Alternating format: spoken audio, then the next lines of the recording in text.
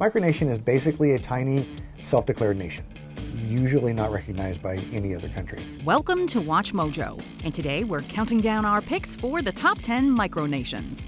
I haven't got 3 million, so they won't get it. Who are you? I am in charge of the island. And if there was a motto that Christiania lives by, what was that motto? Free you alive. For this list, we're looking at the world's active and defunct micronations. These are political entities which claim sovereignty or independence for a geographical area, despite the fact that they haven't received official recognition. Did you know these existed? Tell us more in the comments. The people of this country, you, have said yes! If you like what you're hearing, be sure to check out the full song at the link below.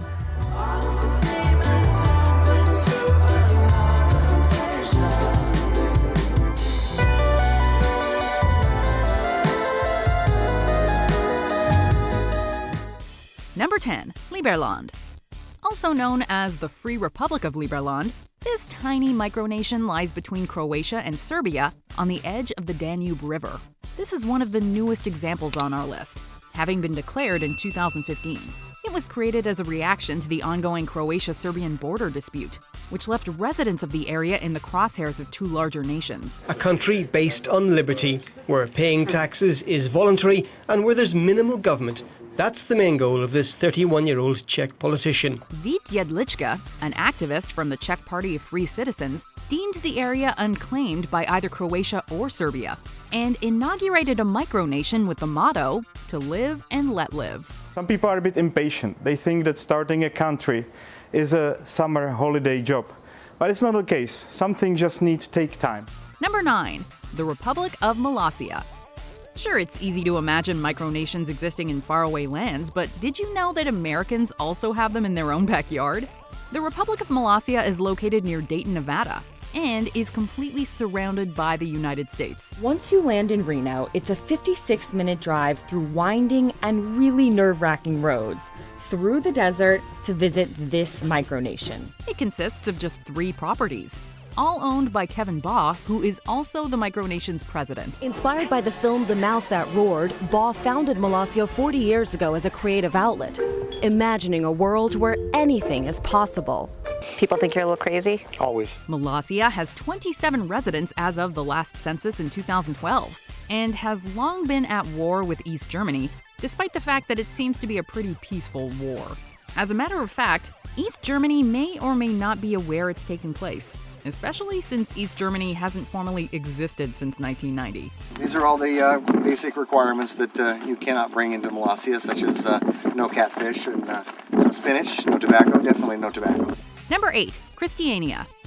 Situated in Copenhagen, Denmark, this micronation acts more as an intentional community of those who wish to live alternative lifestyles. Home to around 1,000 people who make their own rules and shape their own existence.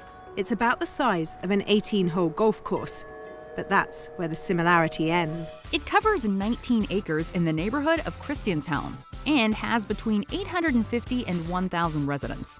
In earlier years, Christiania was able to exist outside of Danish law, and until 2004, marijuana was openly sold there. And if there was a motto that Christiania lives by, what was that motto? Free you alive. Authorities have since cracked down, however, and the trade is no longer tolerated. Christiania is a popular tourist attraction, and the commune welcomes visitors to come and bear witness to the community they've built. Number 7, North Dumpling Island. The Segway may not have taken off like its manufacturers hoped, but inventor Dean Cayman certainly made plenty of money from this and other creations.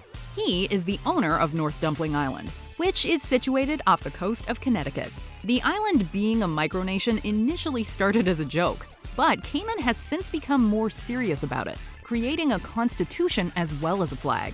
Though it's not officially recognized by the United States, Cayman's friendship with George H.W. Bush resulted in the next best thing, a non-aggression pact between the two nations. It's unofficial, but hey, it's something. Number 6, Saporga. Though it has been referred to disparagingly as the Italian village that thinks it's a country, the Principality of Saporga has made several serious attempts towards sovereignty. Located in Liguria in northern Italy, this 3,500-acre landmass was allegedly once independent from the rest of Italy. Because it was not specifically named when Italy was unified in 1861, resident Giorgio Carbone claimed in the 1960s that it should be considered an independent principality. Saporga has its own pretend police, its own currency, the linguini, its own flag, and its own decorative license plates and even passports. He personally took up the lofty title of His Tremendousness Giorgio I, Prince of Saporga, an honor that he maintained until he died in 2009. Number 5. Ladonia. Swedish artist Lars Vilks created 2 sculptures in the 1980s and placed them in Kullaberg Nature Reserve. Constructing any kind of structure was forbidden on the reserve, so authorities insisted they be removed. After the Swedish government ruled against Vilks' wishes to allow the statues to remain, he attempted to declare the land surrounding one of them as a sovereign country.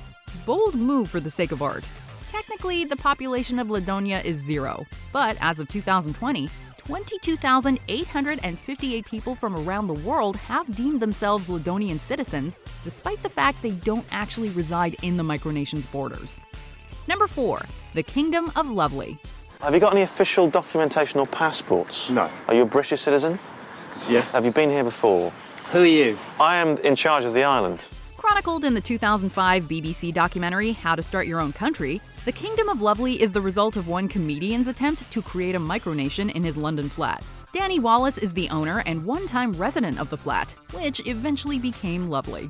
Harnessing the power of online community, Wallace managed to amass 58,165 citizens for his micronation. I knew in that moment that I had done it.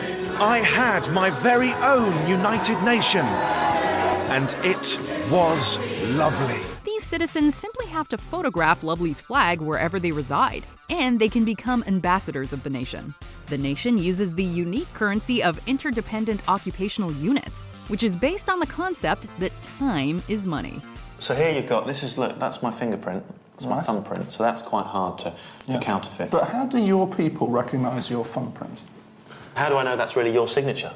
Indeed. Got you there. Number 3. The Principality of Hut River. Australia has 2 monarchs, Queen Elizabeth, and here's the other one, in the cardigan. Your Royal Highness, good to see you again. My pleasure, sir. With an area of 29 square miles, the Principality of Hut River, formerly known as Hut River Province, is actually larger than some countries. The province, 500 kilometres north of Perth, attracts thousands of tourists a year who make the trek to have their passports stamped. Situated near Northampton in Western Australia, this micronation was established on April 21, 1970 by Leonard Casley, who made a declaration that his farm was an independent nation. After 45 years in power, Casley abdicated the throne, ceding it to his son. Though it wasn't recognized by the Australian government, Hut River became a popular tourist attraction. The tax office has sent him a bill for $3 million. I haven't got $3 million, so they won't get it. Sadly, it was officially dissolved on August 3, 2020. Throughout it all, the family stuck to their principles. While they didn't pay Australia, they say they didn't claim on us either. Never taking social security, medical benefits, child allowances, or war veteran pensions they were entitled to. Number 2. The Conch Republic. In 1982, in an attempt to crack down on the drug trade and illegal immigration, the United States Border Patrol established a checkpoint on the road that connects the Florida Keys to the rest of the state. This roadblock caused traffic jams and affected the tourism industry, prompting Mayor Dennis Wardlow to declare independence for the region, since they were being treated like they were a foreign nation anyway. He eventually declared war on the United States, surrendered just a minute later, and then went on to request $1 billion in foreign aid. Bold move, Wardlow. Before we continue, be sure to subscribe to our channel and ring the bell to get notified about our latest videos. You have the option to be notified for occasional videos or all of them. If you're on your phone, make sure you go into your settings and switch on notifications. Number 1. The Principality of Sealand. This micronation is unique because it's not even on land. Based on Ruff's Tower, an out-of-use sea fort off the coast of Suffolk, it was created by Paddy Roy Bates. In 1967, Bates took over the fort from pirate radio broadcasters in the hopes of creating a radio station of his own. Sealand today is far from the rusting hulk the Navy abandoned in 1946.